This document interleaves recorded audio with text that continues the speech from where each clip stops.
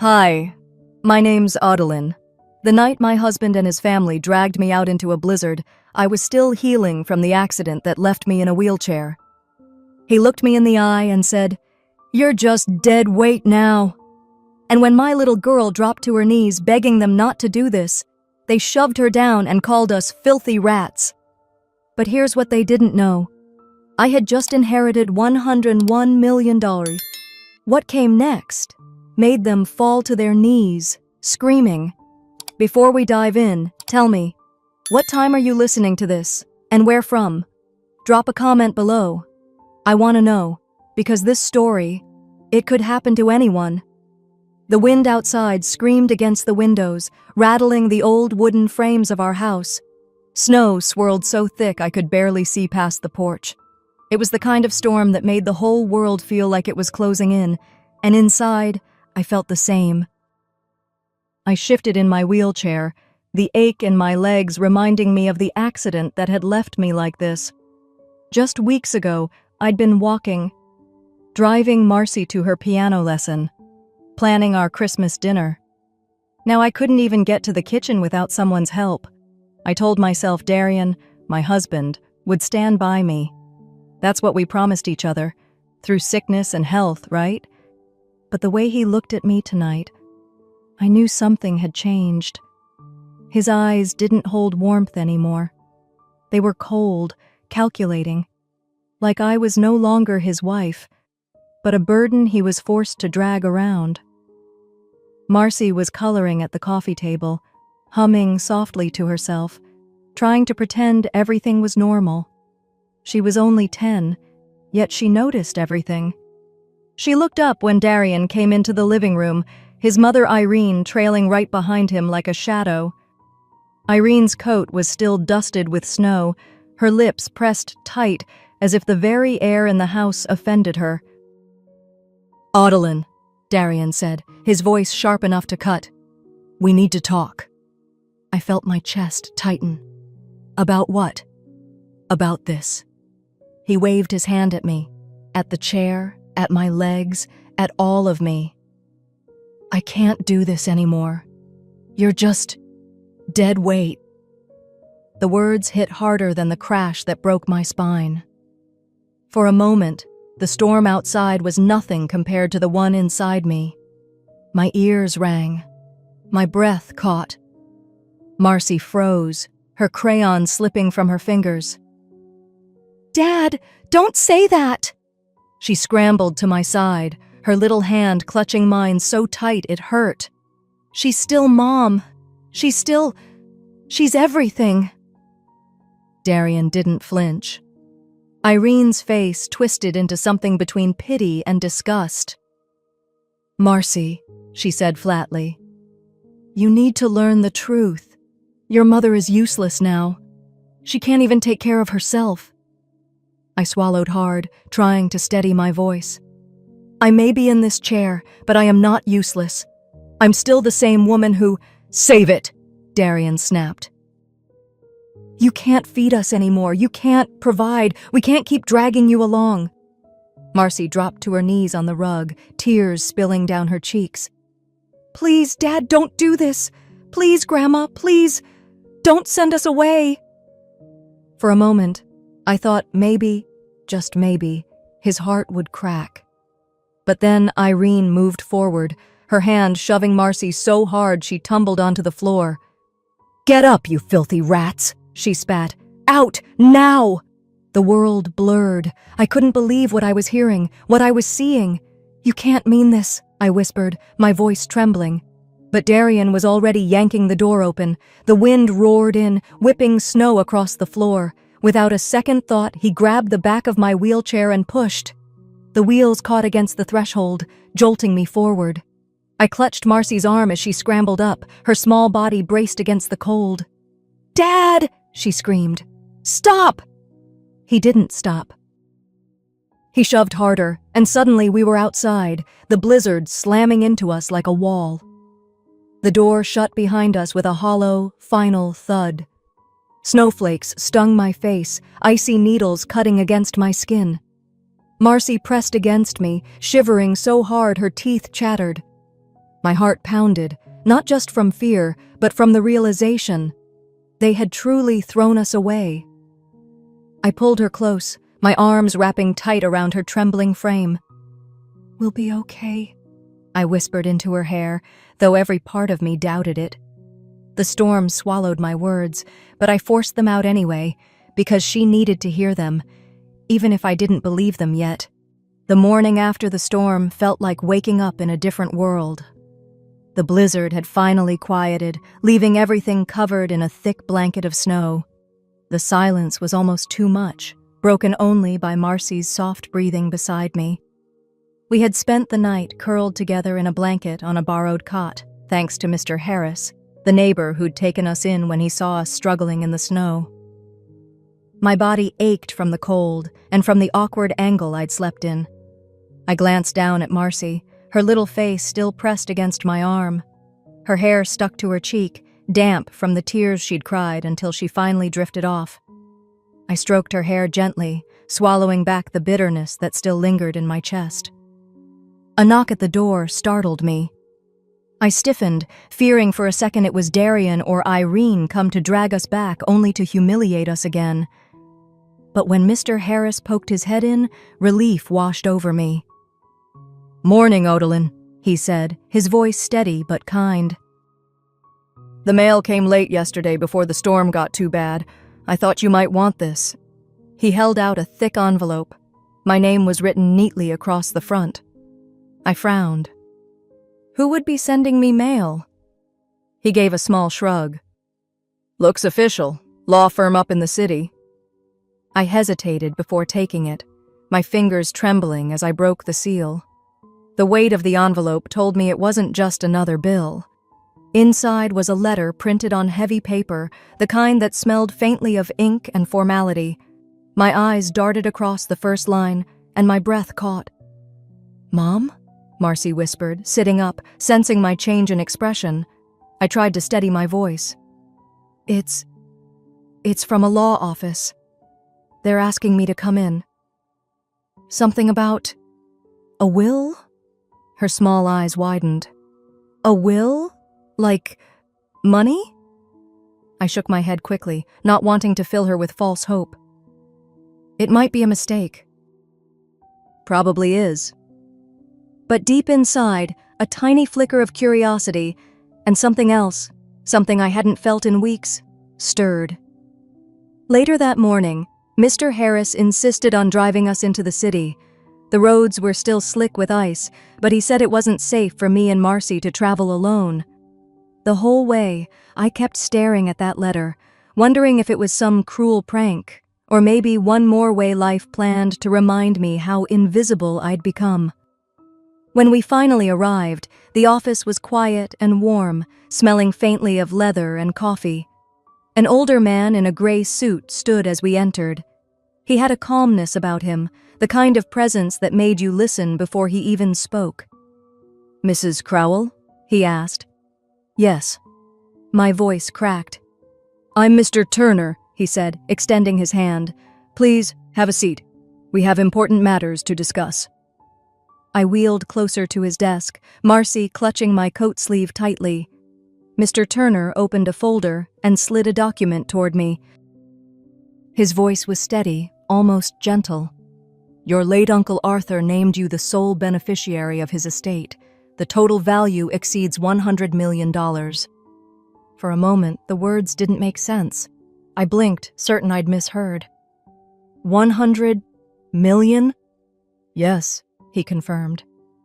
"But there's a condition. You must not reveal this inheritance to anyone, not even your closest family, for 6 months. If you fail to keep it confidential, the entire estate will be transferred elsewhere." I felt my stomach drop. The memory of Darian's face, cold, cruel, telling me I was nothing, flashed through my mind. If he ever found out... Marcy leaned closer, whispering, "Mom, is it real?" I could barely find my voice. "It's real," Mr. Turner continued. "The funds will remain secured until the period is complete. In the meantime, we will provide for your living arrangements discreetly.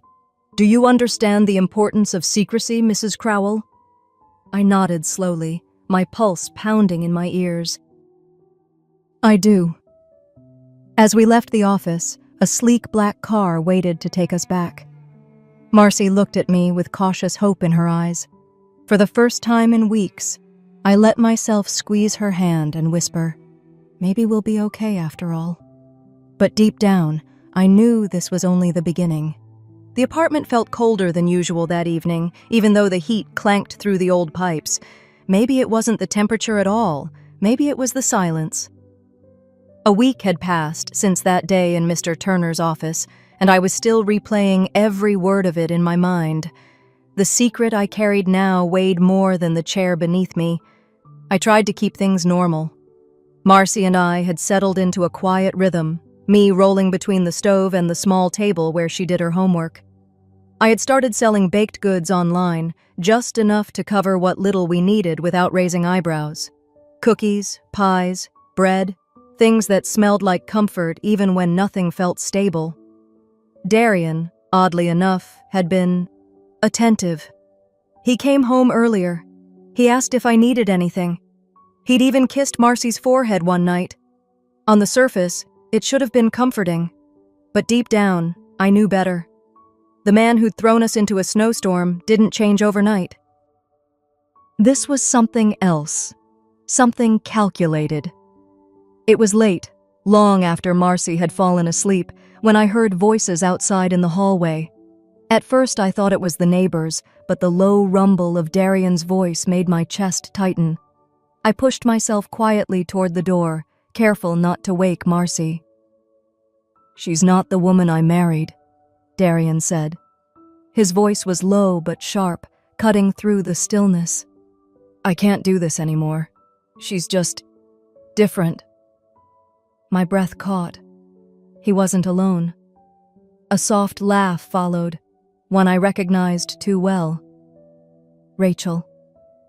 Rachel Myers had been my friend since college, the one who came by with wine after Marcy was born, the one I once trusted with my secrets. Hearing her voice now felt like a knife twisting. "You deserve better," Rachel said softly. "You've carried this long enough." I leaned closer, my hand gripping the wheel of my chair. "Sometimes I wonder how she's managing," Darian went on. "She's got nothing. Yet suddenly things seem easier. Doesn't add up." Rachel's reply came almost in a whisper, laced with curiosity. "You think she's hiding something?" My chest burned. They were circling me like vultures. I pulled back before I made a sound, my heart thudding so loudly I was sure they'd hear. I wheeled myself back to the bedroom, sat in the dark, and stared at the ceiling until dawn. The next morning, a knock on the door pulled me from a restless sleep. Marcy was still dozing, so I opened it myself. There she was, Rachel. Her smile was too sweet, her eyes scanning the apartment like she was cataloging every detail. "I thought I'd bring coffee," she said, stepping in before I could answer. "You must be exhausted." I forced a smile. "That's kind of you." She set the cups down on the counter, her gaze lingering on the pile of neatly stacked receipts from my little baking business. "Looks like you've been keeping busy," she said casually. "I do what I can." She took a sip of her coffee, watching me over the rim. "It's just impressive. After everything, you seem stable, almost like you've got some kind of help." Her tone was light, but the weight behind her words was heavy. I knew what she was doing, probing, testing. "I manage," I replied evenly. "Marcy helps too." Her lips curved into a smile that didn't reach her eyes. "Of course she does." When she finally left, I exhaled a breath I hadn't realized I'd been holding. I wheeled straight to the bedroom and slid the envelope from under my pillow, fingers trembling as I checked it again, even though I knew the words by heart now. I couldn't risk anyone finding it, not Darian, not Rachel. That night, as Marcy slept peacefully beside me, I stared into the darkness and whispered to myself, "They think I'm weak. They'll find out how wrong they are." The next morning started off ordinary enough. Marcy sat at the kitchen table coloring while I prepared a simple breakfast, oatmeal and toast, the kind of meal that filled the room with warmth, even if the air outside still bit through the windows. The snow from last week's storm lay heavy on the roofs and sidewalks, untouched and shining beneath the pale sun. I tried to focus on the rhythm of stirring the oatmeal, the scrape of the spoon against the pot, anything to keep my mind from circling back to what I'd overheard, but the unease hung over me like a shadow. Then I saw it. As Darian strolled into the kitchen, still rubbing the sleep from his eyes, my gaze caught on his wrist. A sleek, unfamiliar watch glinted in the morning light. I knew every item he owned. I had bought most of them myself back when things were different. But this wasn't from me. "Daddy, that's new," Marcy piped up innocently, pointing with her crayon. "Where'd you get it?" Darian smirked, glancing at me as though he wanted me to see the gleam of it. "A gift," he said casually, pouring himself coffee. Something inside me snapped tight. I pushed my chair back from the stove and looked him straight in the eye. "Is it from her?" He didn't flinch, didn't bother with a lie. Instead, he shrugged, the smirk never leaving his face. "Maybe it is. What are you going to do about it, Odalyn?" Marcy froze, her crayon slipping from her fingers.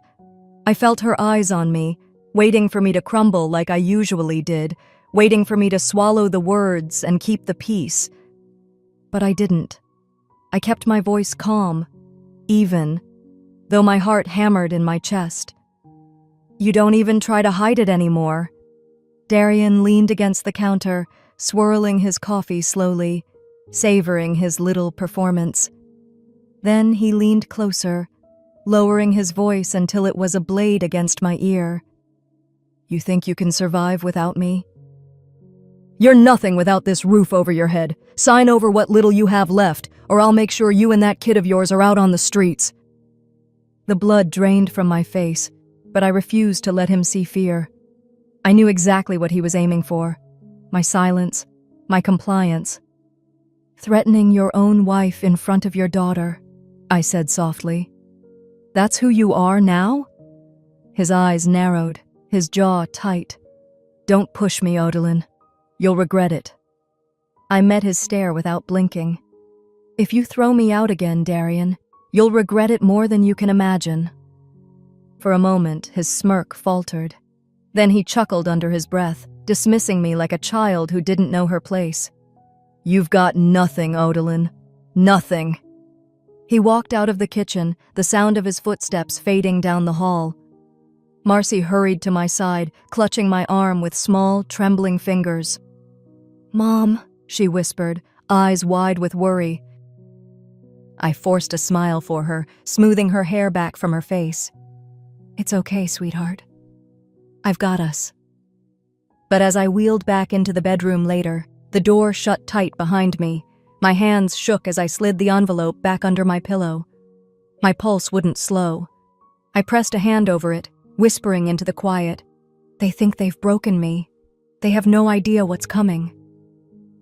That night, lying awake in the dim glow of the streetlight seeping through the blinds, I tried to steady my breathing. My mind wouldn't stop replaying his words, the glint of that watch, the cruel satisfaction in his voice. And then, just as my eyes started to close, my phone lit up on the nightstand. A message. One that would change everything.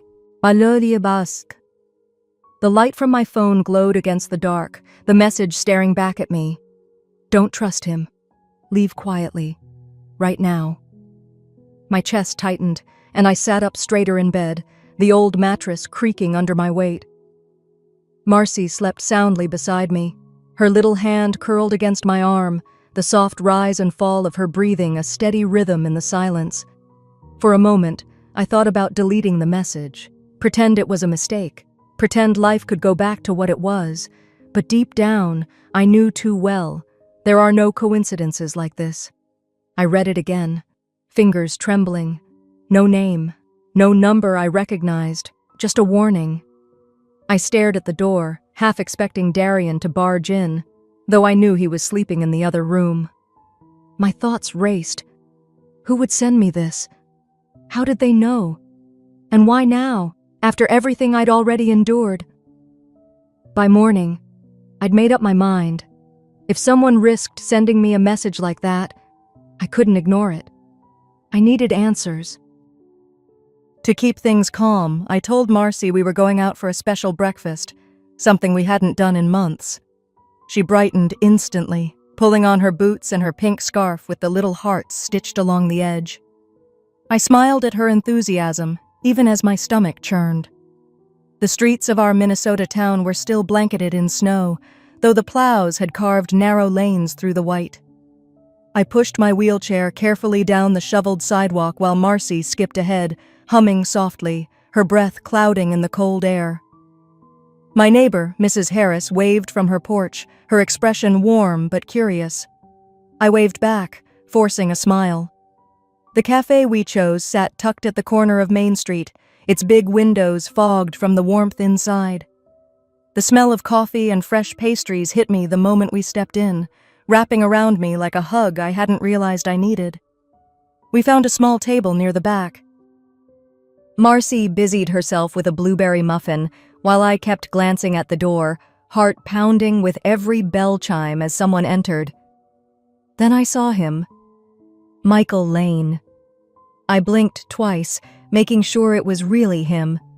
He looked older, of course, gray streaking his once dark hair, fine lines around his eyes. But it was Michael, my childhood friend, the boy who used to race me down the hill behind my grandmother's house. He approached slowly, like he wasn't sure if I'd welcome him. "Adeline," he said softly, pulling out the chair across from me. I couldn't hide the surprise in my voice. "Michael? It's been years." "Too many," he said, then glanced at Marcy. "She looks just like you did when we were kids." Marcy smiled shyly, then turned her attention back to her muffin. Michael leaned in, lowering his voice. "I was the one who sent the message." I froze, my breath catching. "Why?" "Because you're in danger," he said plainly. "Adeline, I work at the courthouse now. A few days ago, I saw Darian and Rachel, I think her name is, in the records office. They were trying to file papers under your name. Forged signatures. If those documents had gone through, they'd have had control of your accounts." My stomach dropped. "You're sure?" I watched it with my own eyes. They didn't see me, but I couldn't just stand by. I knew I had to warn you. The room seemed to close in around me, the hum of voices fading into a distant buzz. I thought of Darian's threats, the watch on his wrist, Rachel's fake smile, the way she probed me with questions just days ago. It all connected now. Michael reached across the table, his hand covering mine. His touch was steady, grounding me. "If you don't act now, he'll strip you of everything. Don't let them." Tears pricked at the corners of my eyes, but I blinked them back. This wasn't the time for weakness. I thought about Marcy, about the fear in her eyes when Darian shoved us into that blizzard, about the inheritance I was sworn to keep secret. For the first time in months, I felt something stronger than fear. Resolve. I squeezed Michael's hand, my voice steady. "Then it's time I stop being their victim." He nodded, his expression firm. "Good. You've got more strength than you think." As we left the cafe, the cold morning air felt different, brisk, alive, like a call to arms. I pushed forward, Marcy skipping happily beside me, unaware of the storm still brewing just out of sight. That night, long after Marcy had drifted off, I sat alone in the quiet of our apartment. My phone glowed again in the darkness, the memory of Michael's words circling in my mind. And I made a choice, one that would change the course of everything. That night, after Michael left me with the warning still echoing in my ears, I lay awake staring at the cracked ceiling of my bedroom. Marcy's soft breathing was the only thing steady in my world, and it was enough to keep me from spiraling. I whispered again to myself, "Not this time." 2 mornings later, I bundled myself up, wrapping a thick scarf around my neck and pulling a knit hat low over my forehead. Michael had agreed to meet me at the courthouse to show me the files. I told Marcy we were going to stop by the library afterward, so she wouldn't suspect anything. She slipped her hand into mine, her cheeks rosy from the cold, as we walked the short distance together. The courthouse loomed ahead, tall and gray against the winter sky. My stomach tightened. The last time I'd been inside, it was to finalize the adoption paperwork when Marcy was born. Back then, Darian held my hand like a partner who meant forever. That memory now felt like a cruel joke. Michael met us by the entrance, his face serious. "Stay close," he murmured. "I don't want anyone noticing you're here." He led us down a quiet corridor, his badge granting us access past a desk clerk too busy sipping coffee to care. The records office smelled of paper and dust. Michael pulled a thin folder from a stack he'd tucked aside, handing it to me carefully. I opened it, and there it was. My name scrawled across documents I'd never signed. My breath caught in my throat. The signature was neat, practiced. An imitation so convincing it made me shiver.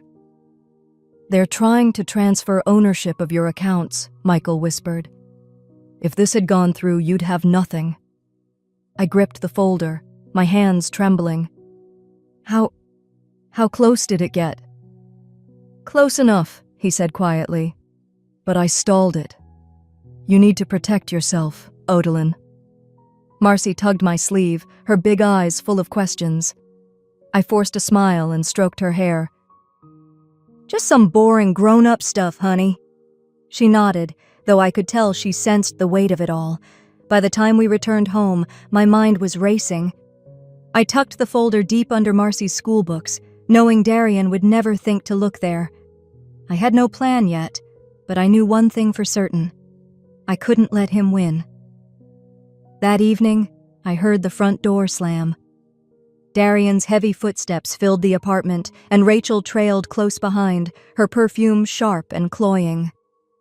Marcy froze by the kitchen table, clutching her pencil as if homework could shield her from what was coming.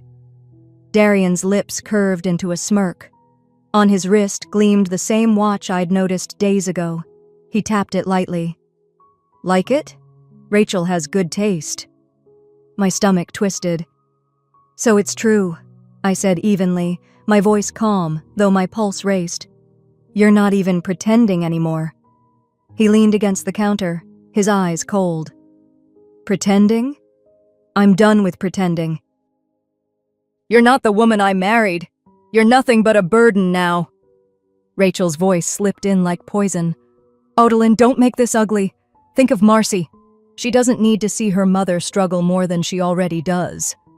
My hands gripped the wheels of my chair, steadying myself. "And what exactly are you here for?"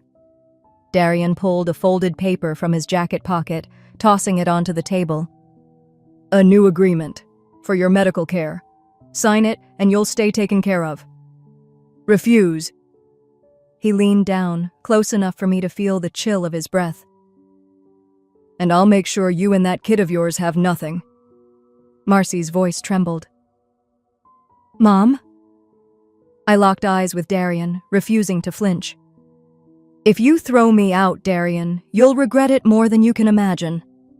For the first time, I saw a flicker of hesitation cross his face. Rachel quickly covered it with a sharp laugh. "Tick-tock, Odalyn." "We always win." They left with the slam of the door echoing through the apartment. Marcy ran into my arms, tears spilling down her cheeks. I held her close, whispering steady words, though my own heart thundered. When the apartment finally quieted, I rolled into my bedroom, shut the door, and let the silence wrap around me. I touched the folder hidden under Marcy's books and whispered. The pounding started before the sun had fully risen. I jolted awake, my heart already racing, and Marcy stirred beside me. The echo of fists on wood felt like thunder in our small apartment. I wheeled myself to the door, pulling Marcy close. When I opened it, there stood Mr. Harris, the landlord. His shoulders sagged as if the paper in his hands weighed more than he could bear. "I'm sorry, Odalyn," he whispered, slipping the envelope into my hand. His eyes darted nervously down the hall. They pulled strings. I had no choice. Marcy leaned around me, her voice trembling. "What is it, Mom?" I didn't want to answer. My hands shook as I tore the envelope open. My stomach dropped. An eviction notice. Effective immediately. Snow lashed the windows behind him, and the bitter wind that crept in through the doorway bit into my skin. Mr. Harris avoided my gaze. "You've got until noon," he said softly. I'm sorry." Then he turned and left, his boots crunching against the icy hallway floor. I closed the door with a shaky hand, clutching the paper like it might dissolve if I held it too tightly. Marcy's small face searched mine for reassurance I didn't have. Are we leaving?" she asked, her voice breaking. I forced a calm tone, though panic clawed at my chest. "We'll pack what we can, sweetheart. It'll be okay." We scrambled. I shoved what little we could into bags. Warm clothes, a few family pictures, Marcy's school books. My chair slowed me down, every movement heavy, but Marcy worked alongside me, her tears freezing on her cheeks as she carried stacks of things to the door. The sound of engines outside made me freeze. I looked through the frosted window. A moving truck sat in the parking lot, men in heavy coats already unloading empty bins. My stomach clenched when I saw Darian's black SUV parked behind it. Moments later, the door burst open. Darian strode in, Rachel close behind him, her lips curved in a smirk sharp enough to cut glass. Darian didn't bother knocking. He glanced at the packed bags, then at me. "Moving out already?" he drawled. "Good, saves us some time." On his wrist glimmered that same watch, Rachel's gift. He tugged at his sleeve just to show it off, like he wanted the knife to twist deeper. Marcy stepped forward, clutching her doll. "Daddy, please, don't do this." He barely looked at her. "You'll understand someday, kid. Your mother's dead weight now." The words stung more than the icy draft. I tightened my grip on my chair to steady myself. "You've already taken everything from me," I said, my voice low. "What more do you want?" Rachel leaned against the wall, her arms crossed. "Everything. That's the point." The movers began pulling our belongings out, dropping them carelessly into the snow outside. One of the bags burst open, Marcy's school books scattering across the icy steps. She gasped and scrambled to pick them up, her little hands trembling. I wheeled forward, my heart pounding. "Stop! Those are her things!" Darian just smirked. "They won't matter where you're going." Marcy fell to her knees, clutching her books to her chest. "Please," she begged, her voice cracking. "Please don't make us leave," Rachel sneered, stepping closer and shoving Marcy back so hard she landed in the snow. "Get out, you filthy rats," she hissed. The neighbors' curtains twitched. Faces appeared in windows, watching but not intervening. Their silence was deafening. My body shook, not just from the cold, but from the fury burning in my veins. I wheeled over, pulling Marcy into my lap, shielding her with my arms. Her small body pressed against me, her tears soaking into my coat. I whispered into her hair, steadying both of us. "We'll survive this. They won't win." Darian leaned in, his eyes cold as steel. "We always win, Odalyn. Always." I met his gaze, refusing to flinch. "Not this time," I said, my voice calm, steady, even as my heart thundered. The movers finished, slamming the door behind them. We were left in the brutal cold, our things scattered across the snow like scraps. I looked out at the swirling storm, holding Marcy close, and whispered, "They think this is the end, but it's only the beginning." That same night, I opened my desk drawer and pulled out the evidence that could end them. My fingers brushed over the cold edges of the documents I'd hidden under a stack of Marcy's schoolwork. The storm outside rattled the windows, but the papers in my hands felt heavier than the howling wind itself. 2 days later, I found myself rolling through the lobby of Mr. Turner's law office. Marcy walked quietly beside me, her little mittened hand clutching the armrest of my wheelchair. She'd stopped asking why we were doing all this. Her wide, watchful eyes said she understood more than I wanted her to. Mr. Turner greeted us with the calm authority only an old hand at the law could manage. His office smelled faintly of leather and coffee, his shelves lined with thick volumes that looked like they hadn't moved in years. He gestured for me to set the documents on his desk. I laid them down carefully. These were slipped under my door a few days ago. They want me to sign something I didn't. Look at the signature. He adjusted his glasses and studied the papers. After a moment, he looked up at me with a grim set to his jaw. This isn't just sloppy, Odalyn. This is criminal. They've forged your name on documents that would give them control of your finances.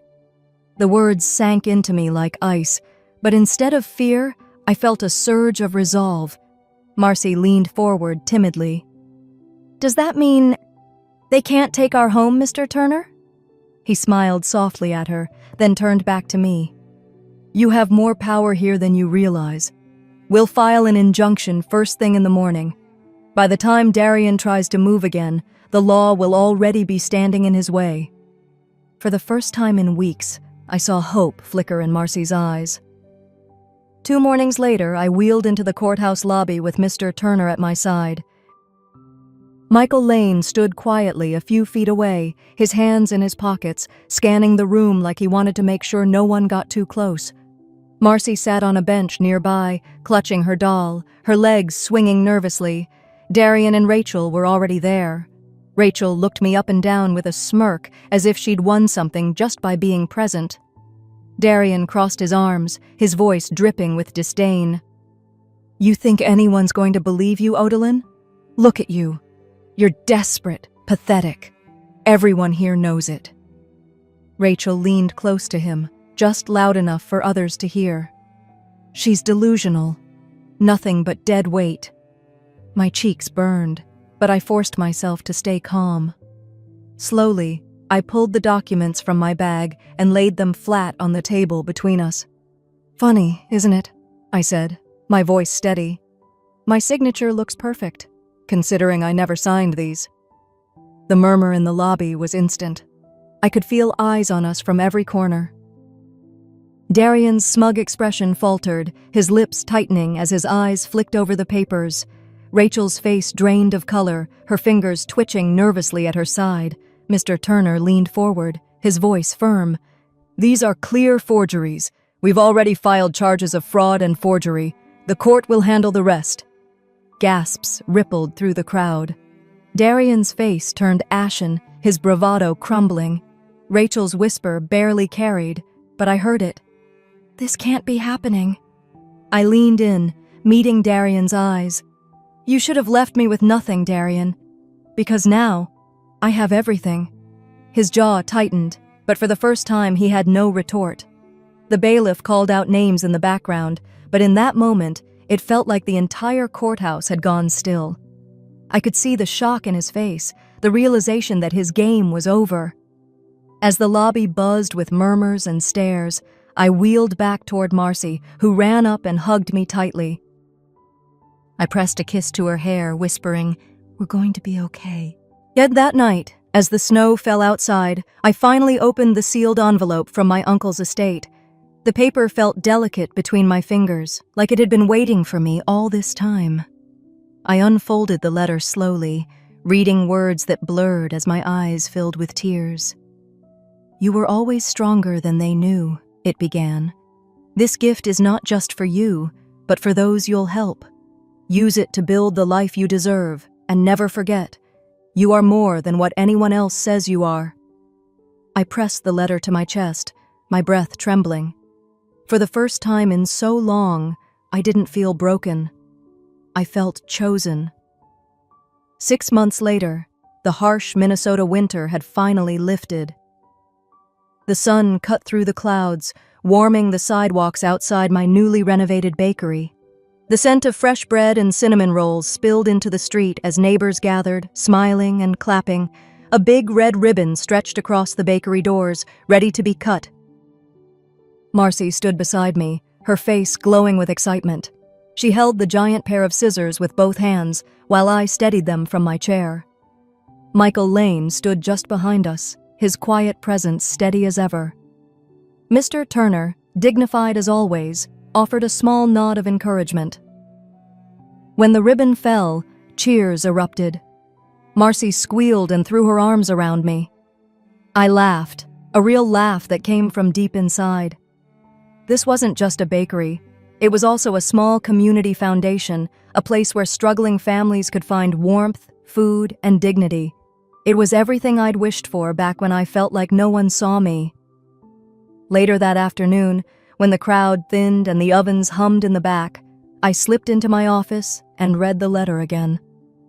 My uncle's words wrapped around me like a blanket. You were always stronger than they knew. I whispered softly, "Thank you," as a tear rolled down my cheek, not from sorrow, but from gratitude. Just as I tucked the letter back into its drawer, the bell above the bakery door jingled. I turned to see Darian and Rachel standing there. They looked nothing like the polished, smug pair I once knew. Darian's suit hung loose on him, his face drawn and pale. Rachel's hair was unkempt, her eyes darting around the room as though afraid someone might throw them out before they could speak. "We've lost everything," Rachel said, her voice cracking. "Please, just a little help." Darian's jaw tightened, his bitterness cutting through his desperation. "You owe us, Audalyn. Without me, you'd be nothing." The bakery fell silent. Even the children at the back table stopped whispering. I wheeled forward slowly, every eye in the room watching. My voice was calm, steady. "You left me when I had nothing. You called me dead weight, and now I have more than you could ever imagine." I paused, my gaze unwavering. "But you'll get none of it." Rachel's lip trembled. Darian's face flushed, his fists clenching at his sides. Security, already alerted by Michael, stepped forward. Without another word, they escorted the two of them out. The sound of the door shutting behind them was louder than any slam I'd ever heard. Marcy rushed into my arms, her little body trembling. "You did it, Mom. You really did." I kissed the top of her head. "No, sweetheart. We did." The bakery slowly filled with laughter again, the smell of bread mingling with the hum of voices. Michael came over, slipping a hand gently on my shoulder. "This is just the beginning, Audalyn." I nodded, my eyes sweeping the room, the families, the children, the faces filled with hope. My scars would always be with me, but for the first time, I wasn't ashamed of them. They were proof that I had survived, and now I was living. As I looked around at the faces filled with hope, I realized I wasn't just surviving anymore. I was truly living.